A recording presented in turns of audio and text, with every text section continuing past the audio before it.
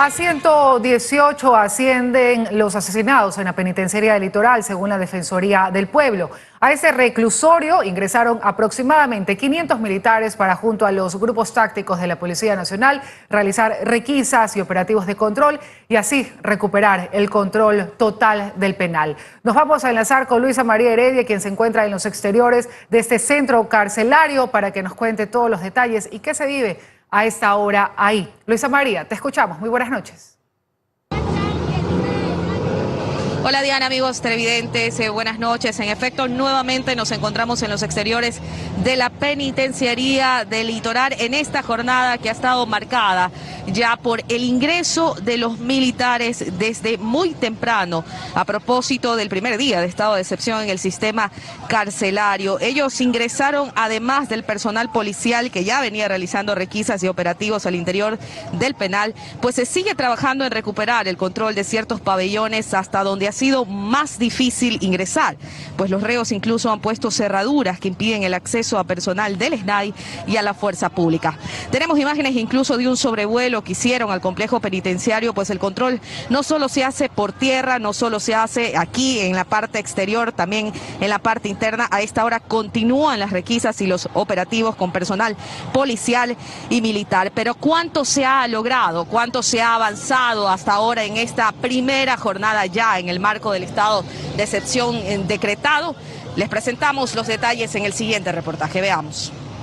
Entraron en tanques, camiones, buses y camionetas. Son 500 miembros de las Fuerzas Armadas, personal del Ejército, de la Marina y de la Fuerza Aérea Ecuatoriana, enviado este jueves a la penitenciaría del Litoral para dar cumplimiento al estado de excepción decretado por el presidente Guillermo Lasso tras la masacre del martes pasado. Los militares están aquí, en el lugar en el que armas de grueso calibre desde el techo se dispararon, en el que granadas y pabellones explotaron, donde por lo menos 116 reos fueron asesinados. Tienen un propósito claro: recuperar la soberanía del Estado. Nosotros estamos actuando bajo los principios de racionalidad, necesidad y proporcionalidad, y dependerá de cómo se vaya realizando la situación el empleo de las fuerzas. La tarea no es para nada sencilla. La policía ya venía intentando recuperar el control total de la penitenciaría del Litoral hace un par de días. Este jueves la labor continuó, con requisas y operativos pabellón por pabellón. Hasta el momento nosotros tenemos ya 2 armas de fuego, 6 granadas, tenemos varias armas blancas, droga, artefactos como refrigeradoras. Levantando pisos, rompiendo paredes y hasta destruyendo garitas. Han hecho nuevamente garitas. Las garitas, estamos cerrando todos los orificios y los orámenes que ellos han realizado para pasarse de pabellón a pabellón donde se cometieron estas matanzas. Pero hay sectores del extenso complejo carcelario a los que aún no llegan todavía. Estamos en todo el centro, todavía nos falta unos cuantos pabellones. Durante el día vamos a tratar de hacer y de concluir toda la requisa. Sin embargo, la comandante general de la policía, Tanya Valera, asegura que al interior ya hay tranquilidad. Todo está tranquilo, ellos están en la celda. No es que los pabellones están tomados por ellos, eso hay que aclarar, no están tomados. Nosotros estamos ingresando normalmente. Aunque no se descarta que los enfrentamientos en algún momento se puedan volver a dar. Por lo tanto, nosotros tenemos que seguir constantemente todos los días hasta que comprendan que quien tiene la autoridad somos nosotros, no ellos. Por otro lado, ambulancias y carros de medicina legal también han continuado entrando y saliendo de la penitenciaría del Litoral durante la mañana, tarde y noche de este jueves. Es lo que te puedo informar, Diana, desde acá los exteriores de la penitenciaría del Litoral en esta jornada extensa de mucho trabajo policial y militar por intentar recuperar el control dentro de este centro carcelario. Continúas tú en estudios con más noticias. Muy buenas noches. Muy buenas noches, Luisa María, gracias. Y así también centenares de personas han llegado hasta el Coliseo Abel Jiménez Parra, ubicado en Parque Samanes, para conocer si su familiar está entre las víctimas de la masacre al interior del recinto penitenciario. Joana Ramos se encuentra en el sitio. Joana, muy buenas noches. ¿Cuál es la situación a esta hora? Cuéntanos. Diana, amigos en casa, muy buenas noches. Así es, se eleva a 118 la cifra de muertos en la penitenciaría del Litoral, según información de la Defensoría del Pueblo. Son 118 los PPL asesinados en la masacre del pasado martes al interior de la penitenciaría del Litoral. Nosotros nos encontramos aquí en el Centro de Información Provisional que se instaló justamente para darle información a los familiares de los PPL de la penitenciaría del Litoral. Ellos llegaron desde muy temprano hasta este punto. Se estima que cerca de 600 personas se convocaron aquí en búsqueda de información. La denuncia es que no recibieron ninguna. Nosotros les preparamos un reportaje, veamos. Desde este jueves se habilitó el Centro de Atención Temporal en el Coliseo Abel Jiménez Parra para que los familiares de los reos de la penitenciaría del Litoral reciban información de sus parientes tras la masacre del pasado martes. Roberto llegó desde Ciudad de Dios, busca a su hijo. Vengo por una información de un hijo mío que estaba ya detenido en la pena. María quiere también noticias de su hijo. Ya fue a la morgue, a la cárcel, a los hospitales y no sabe nada. Pero aquí tampoco recibió información. Señorita, no sé nada de mi hijo. No dicen nada, busco a mi hijo, no sé nada, no sabe nada. Quienes salían de los módulos habilitados denunciaban que solo les hacían preguntas de sus parientes, pero que no les daban ninguna información de si estaba vivo, herido o muerto. Solamente hacen preguntas, llenan papeles y no dan ninguna información. ¿A dónde lo tienen? ¿Qué pasó? Todos o siguen allá mismo porque todavía hay herido adentro en las penas, le digo. No sabemos nada si mi hermano está vivo, está muerto, está herido, no sabemos absolutamente nada. La policía explica que esta información requerida es necesaria para identificar de forma ágil a los heridos y fallecidos. Muchos de los cuerpos que llegaron a la morgue están irreconocibles, ya sea porque fueron calcinados o decapitados. Entonces nosotros necesitamos esa información de los familiares, porque quien más que conoce es el familiar directo cercano. Ellos tienen que darnos información, características físicas que nosotros podamos identificar. La policía reconoce que la identificación de los cuerpos es larga y puede tomar semanas. De los 118 asesinados, de ellos 6 cuerpos ya fueron entregados a sus familiares y se han logrado identificar hasta ahora 26 cuerpos más. No hay un tiempo específico en vista de las condiciones que están. Puedo tomarme 10 o 15 minutos en algunos y puedo tomarme horas o días en otros. En el sitio existen 7 mesas de información y las autoridades recuerdan que solo aquí se dan datos sobre la situación de los reos de la penitenciaría del Litoral. Y es aquí, en el Coliseo Polideportivo Abel Jiménez Parra de Parque Samanes, en el norte de Guayaquil, donde se da información sobre los PPL, sobre los internos, para conocer si están en la cárcel, si están en la lista de los heridos, algunos de ellos de gravedad, o si están como fallecidos.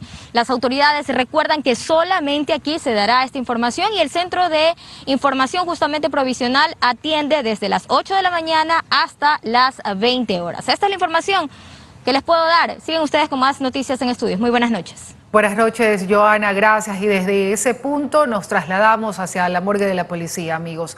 Decenas de personas permanecieron durante la mañana y tarde en el Laboratorio de Criminalística y Ciencias Forenses a la espera de identificar a sus familiares. El contacto ahora es con nuestro compañero Luis Alfredo Zúñiga, quien se encuentra en ese punto. Adelante, Luis.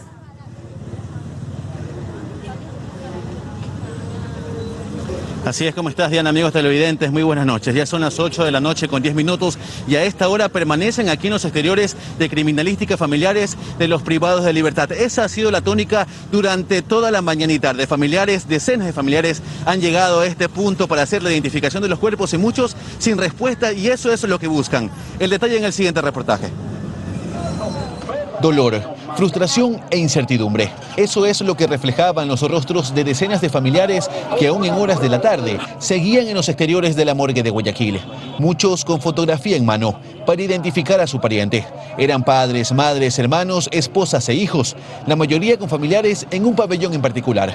En el pabellón 5. Y no sabemos nada de él. ¿En qué pabellón se encontraba? 5 a la 4. Pabellón 5. Con el pasar de las horas eran más los que llegaban. Una larga fila en los exteriores para luego ingresar y seguir esperando. El destino final era el bloque F, donde se hacía la identificación de cuerpos. Cecilia ingresó en la mañana y reconoció a su hijo. Él debió salir libre un mes atrás, nos cuenta. Aún a las 5 de la tarde no podía retirar su cuerpo, pues le pedían varios papeles. ¿Ya presentó la denuncia? Esta es la denuncia. ¿Ahora qué le piden, además de eso? Dar una declaración. Daniel tiene 4 hijos, todos arrestados en la penitenciaría. El martes perdió a 3 de ellos. Fueron asesinados en el bloque 5 durante la revuelta. Ya los identificó, pero aún no puede retirar uno de los cuerpos.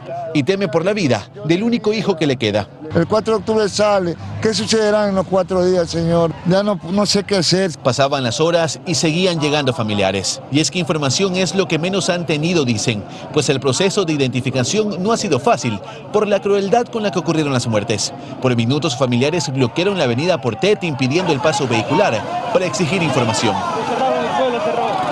Todo esto ocurría bajo el inclemente sol y mientras los féretros aguardaban la salida de los cuerpos. Desde Medicina Legal señalan que el trabajo de identificación toma tiempo por la cantidad de cuerpos y se ha traído expertos de diferentes provincias. Principalmente desde la ciudad de Quito, de Machala, de Quevedo, 60, 70 expertos. Son algunos cuerpos. Una estructura forense no está diseñada para recibir mucha gente. No es que tenemos mesas de Morgan y se llaman donde se hacen las autopsias. Y aquí tenemos habilitadas solo 3. Hasta el cierre de este reportaje son 24 los cuerpos identificados y 6 los entregados. Pero hay otros casos como los incinerados, que puede tomar más tiempo. Y ahí habrá que hacer un examen genético.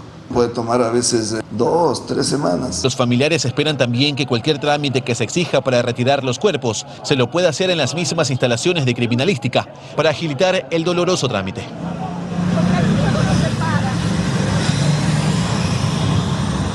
Esa ha sido la tónica durante esta jornada. Mientras las autoridades indican que avanzan en la identificación de los cuerpos, los familiares que siguen llegando a este punto pues indican que no pueden seguir esperando más, pues necesitan información sobre la vida de sus familiares. Esa es la información al momento desde aquí. Los exteriores de criminalística continúan con más en Estudios Diana. Muy buenas noches. Buenas noches, Luis. Gracias por la información. Mucha desesperación, definitivamente, por parte de los familiares. Pero ¿qué más podría pasar si no se resuelven los problemas del sistema carcelario?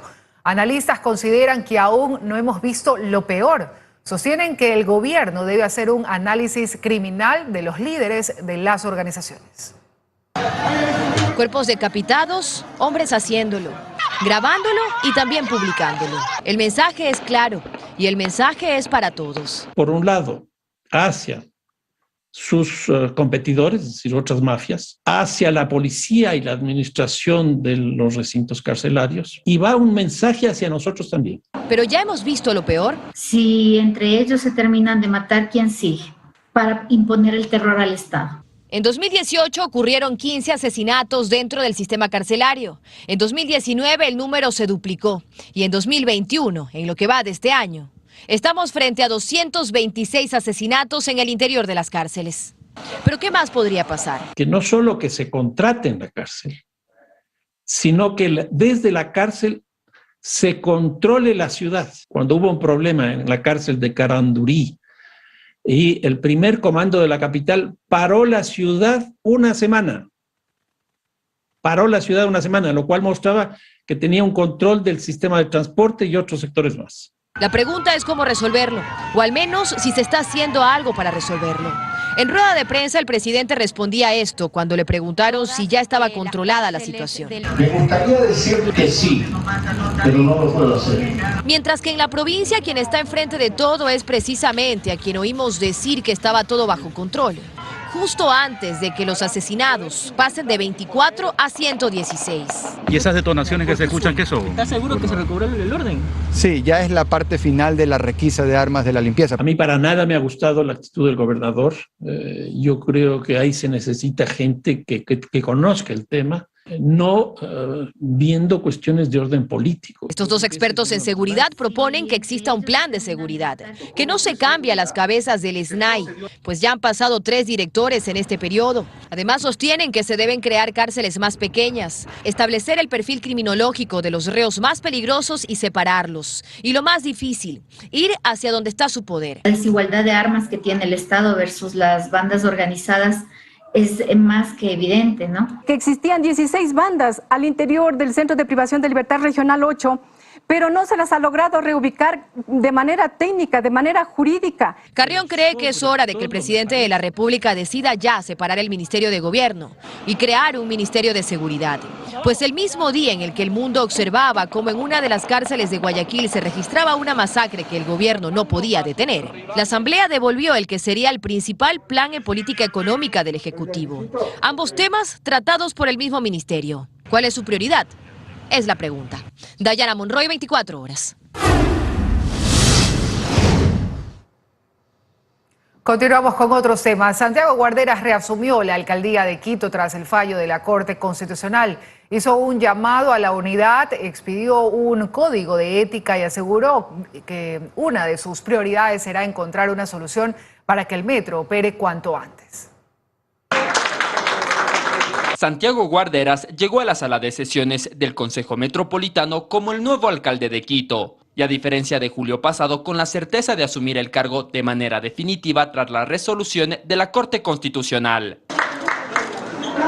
Esta vez no habrá apelación ni restitución de Jorge Yunda. La disputa terminó a favor de Guarderas, quien tras entonar el himno nacional dio su primer discurso oficial. Hizo un llamado a la unidad. Requiero del compromiso de todos para, con esfuerzo y corazón, trabajar por la ciudad que cayó en un hoyo de corrupción y desidia. Una de las acciones inmediatas que estoy disponiendo es que cada uno de los funcionarios de este cabildo cumpla con el código de ética que acabo de expedir. El código de ética establece varias reglas de conducta para los funcionarios municipales.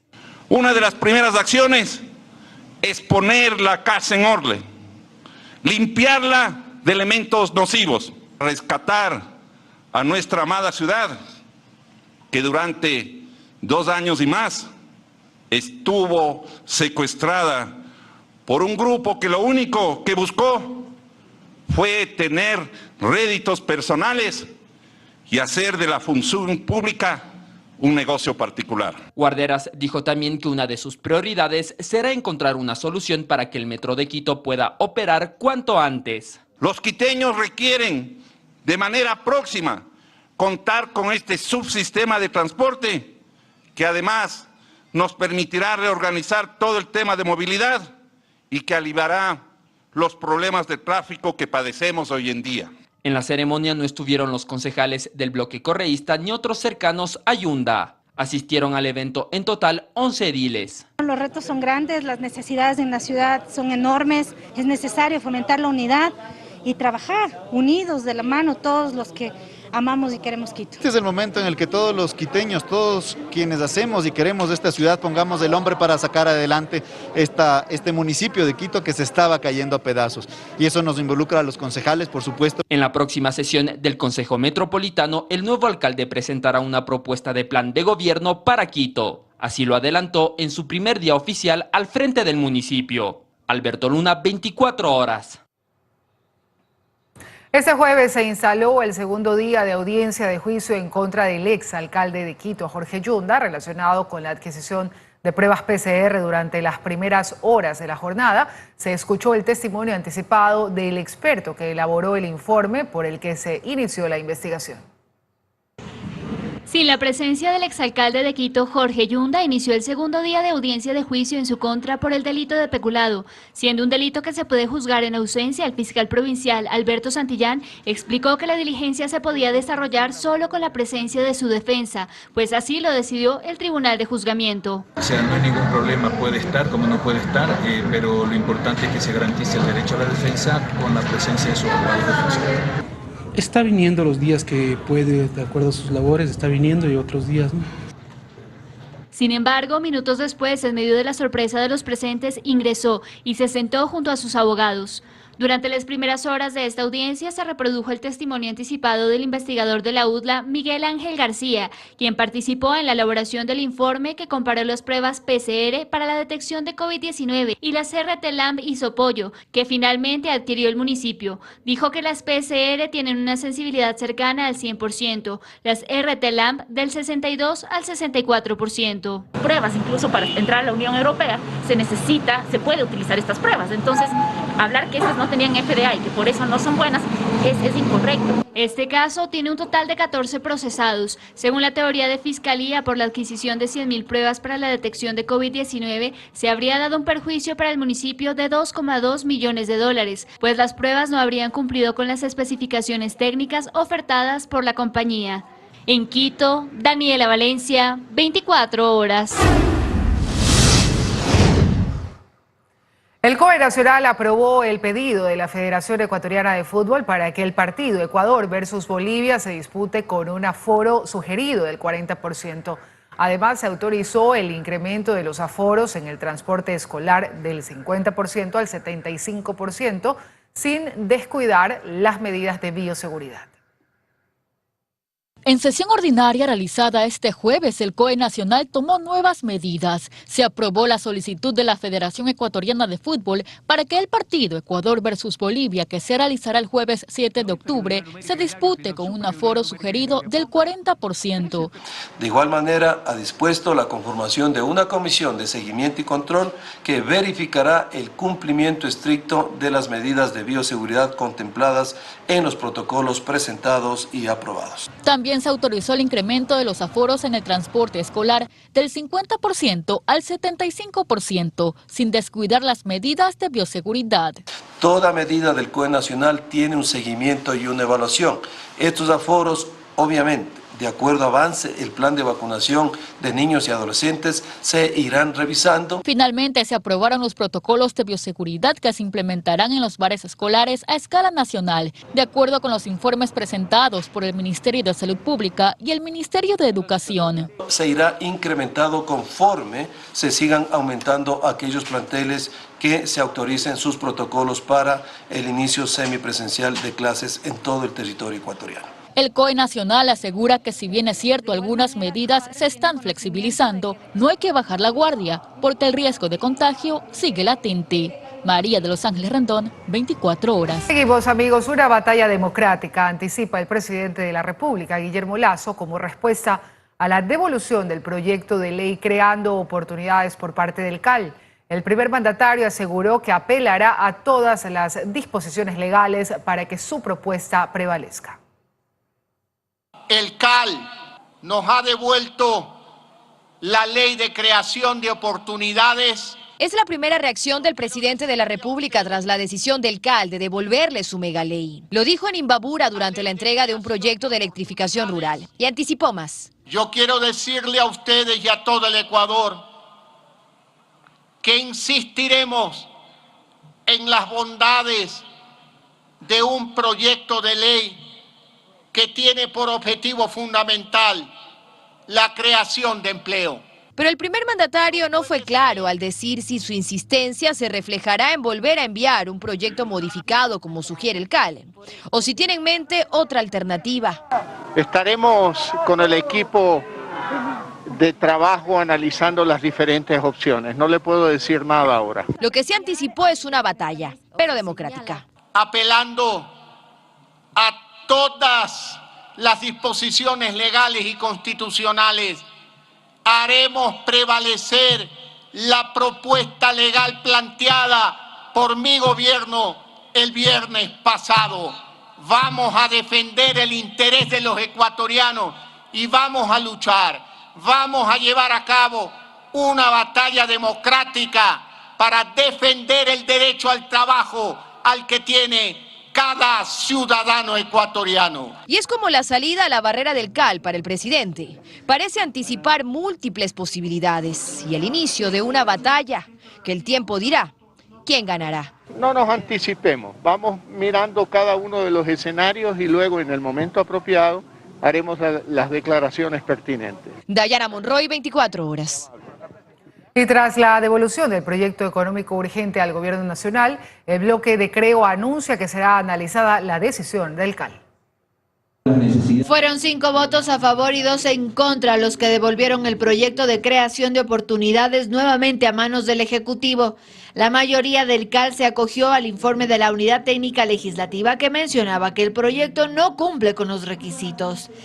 evidenciar esos posibles vicios de inconstitucionalidad.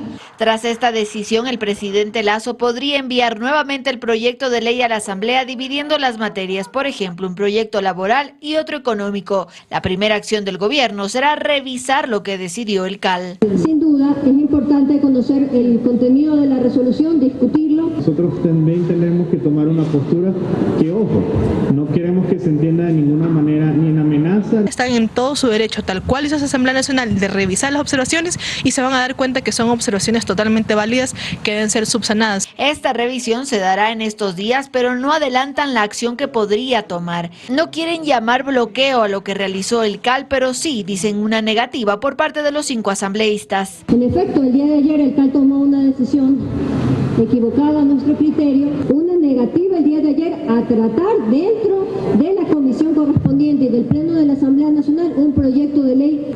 Nosotros no nos reunimos, yo creo que el Parlamento tampoco, pero si lo manda todo confundido, en un momento determinado la Constitución dice claramente eso, entonces habría un problema. El Ejecutivo no tiene plazo para remitir un nuevo proyecto de ley. En Quito, Andrea Samaniego, 24 horas. Analistas consideran que el Ejecutivo debe acatar la decisión del CAL y enviar un nuevo proyecto si cree que es pertinente. Sin embargo, hay quienes creen que el tiempo sigue corriendo por ser un proyecto económico urgente. La mayoría apoya la primera tesis, mientras desde el gobierno analizan posturas ante la decisión legislativa. Para el gobierno aún no hay certezas en su próximo movimiento frente a la decisión del CAL. Es decir, para el Ejecutivo y algunos asambleístas en el Legislativo, no es un hecho que deba volver a enviar el proyecto de ley creando oportunidades, tras la negativa del CAL. Tendremos que debatir y discutir para justamente poder encaminar en futuro de las necesidades que tienen los ecuatorianos. Según el constitucionalista Hernán Pérez Luz, el CAL le quitó atribuciones a la Asamblea al no dar paso al proyecto y asegura algo más. O sea, a su criterio, el tiempo sigue corriendo. El tiempo sigue corriendo. El tiempo, el plazo que establece la Constitución no lo interrumpe el hecho de que un órgano administrativo, como es el CAL, ha resuelto devolvérselo al presidente de la República. Pero los criterios jurídicos externos van en contra, como el de Mauricio Alarcón. 30 días que empiezan a correr según la Constitución desde el momento de la recepción del proyecto de ley desde el Ejecutivo se han cortado toda vez que el Consejo de Administración ha tomado una decisión respecto del mismo. El artículo 14 de la función legislativa en su numeral 19 dice: entre las funciones y atribuciones del CAL está la de devolver con motivaciones las iniciativas de ley, cuando las mismas no cumplan con los requisitos constitucionales legales. Pero desde Creo ponen como precedente la sentencia de una demanda de inconstitucionalidad a las reformas a la Ley Orgánica de Educación Intercultural, donde se determina que no es inconstitucional incluir distintos temas conectados entre sí en un mismo proyecto de ley económico urgente. Ya se había pronunciado en un momento determinado sobre justamente los proyectos de ley multimateria y en qué sentido se puede garantizar que esto tenga un elemento constitucional que permita realmente que pueda ser tratado dentro de la Asamblea Nacional. Sin embargo, la resolución de la Corte Constitucional se da antes de la reforma a la Ley Orgánica de la Función Legislativa. Y aquí entra en juego el artículo 56, un artículo clave, donde se establece que el CAL calificará los proyectos siempre que se cumplan con los requisitos. El primero es, precisamente, que todas las disposiciones se refieran a una sola materia. Este artículo entró en vigencia en mayo de este año, es decir, después de la resolución de la Corte Constitucional. Ya el gobierno irá tomando decisiones, anunciándolas o dando pistas. Dayana Monroy, 24 horas. 3 decomisos de drogas se han realizado este año en El Aromo, provincia de Manabí. El lugar atrae a las mafias por el terreno que dejó la fallida refinería del Pacífico, que es usado como pista de narcoavionetas. El Aromo, zona rural de Manta, se ha convertido en un punto clave para el narcotráfico y el crimen organizado en Manabí. El último hallazgo ocurrió este martes al interior de un camión con 306 kilos de cocaína que iba a ser encaletada en una finca. Iban a ser sacadas por vía marítima a través de lanchas rápidas. Pero no es el único caso. El 5 de agosto fue hallado en un vehículo accidentado en El Aromo 110 kilos de cocaína y antes, el 25 de febrero, 1.7 toneladas de droga fueron halladas tras operativos en El Aromo y Lihuiqui. A las autoridades les preocupa esta realidad, pues esta zona tiene varios factores que atraen a las mafias. son factores que utilizan de pronto las organizaciones criminales para utilizarlos como centros de acopio. Factor fundamental de esta zona es que está muy cerca al mar. Otro de los problemas que enfrenta el Aromo frente al narcotráfico es la presencia del terreno de la fallida refinería del Pacífico, que ya en abril de 2019 se conoció. Es aprovechada por las mafias como pista clandestina. En aquel año se halló una avioneta con dinero y armas. Este enorme espacio sigue atrayendo al crimen organizado. La policía señala que el terreno debe ser usado de manera urgente porque es un peligro constante. Lo ideal sería que este terreno sea utilizado con algún fin, lógicamente para que tratar de disminuir la vulnerabilidad. Las autoridades reconocen que los tentáculos de carteles internacionales de droga están afectando al país y los estragos se sienten en la población, que está atemorizada, y se niegan a hablar en el Aromo por temor a represalias. Yo opino mejor. Nos da miedo que escuchamos. En lo que va del año en Manabí se han encontrado más de 9.9 toneladas de droga, de las cuales 7.8 se hallaron en Manta y 2.2 solo en el Aromo. Por ello la atención en este lugar es urgente. A la par continúan los trabajos de instalación del radar para detección de narcoavionetas en el Cerro Montecristi. Se han aplanado terrenos y se han instalado las bases para ubicar el radar, que será vital, indican, para disminuir la vulnerabilidad que existe frente al narcotráfico en Manabí, sobre todo en el Aromo. Luis Alfredo Zúñiga, 24 horas. El presidente del directorio del IES se refirió a la falta de medicinas en los hospitales del IES a nivel nacional. Aseguró que la institución ya se encuentra en proceso de adquisición de medicinas e insumos. Paul Cuello informa. Esta mañana el nuevo presidente del Instituto de Seguridad Social, en un evento realizado acá en el hospital del IES Quito Sur, se refirió al tema de la falta de medicamentos en los hospitales del IES del país. Aseguró que la institución ya se encuentra en proceso de adquisición y que apenas tengan resultados empezarán a distribuir a los hospitales a nivel nacional. También manifestó que a pesar de la situación crítica que se vive en los centros, no declarará la emergencia en este sector. Estamos en procesos de compras, de planificación de compras, que es lo primero. Recordemos que salimos del problema del COVID y eso un poco desfasó algunos de los procesos que de paso tienen que ser mejorados. Creemos que podemos continuar de forma operativa normal. También manifestó que apenas lleva días en el cargo y que recién se está empapando de las problemáticas en esta institución y que de la mano del Ministerio de Salud empezarán a resolver todos los problemas.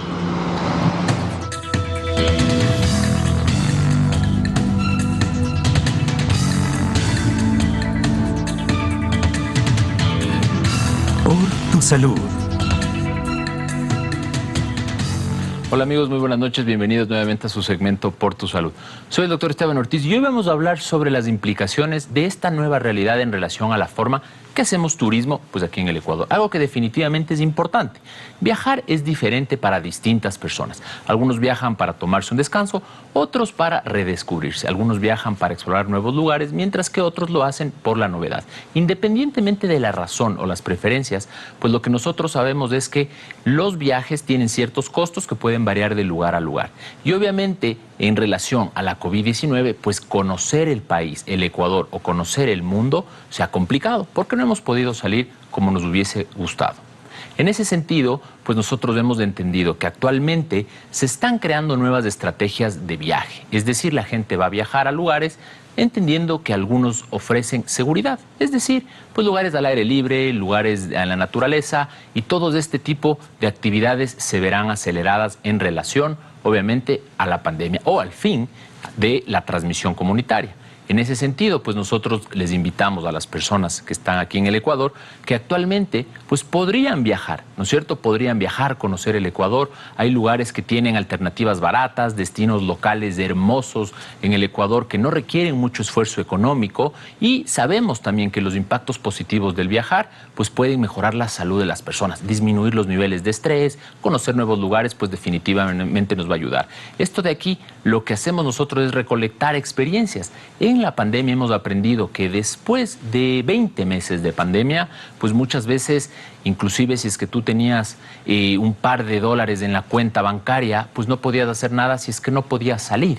Hoy por hoy nosotros debemos valorar mucho más de esas actividades. El país nos necesita, el Ecuador es un país turístico y hemos visto cómo a nivel mundial se proyecta que el 2022 va a haber un incremento sustancial en los viajes. Es decir, la gente se cansó de quedarse en la casa y está ansiosa por salir. Eso se refleja muchas veces también en personas que están buscando destinos cercanos en el Ecuador, en el continente, y obviamente algunos buscan destinos más lejanos. La idea del mensaje es lo siguiente: si usted tiene que viajar, hoy por hoy la seguridad es lo primero. Distanciamiento físico, mascarilla, alcohol y lugares al aire libre son lo más importante. Y no nos olvidemos, vivimos en el país más bonito del mundo, conozcamos primero el Ecuador, gastemos nuestro dinero en el turismo local, pues y después del siguiente año, pues vamos viendo cómo viajamos en el continente. Nos vemos en el siguiente segmento de Por Tu Salud.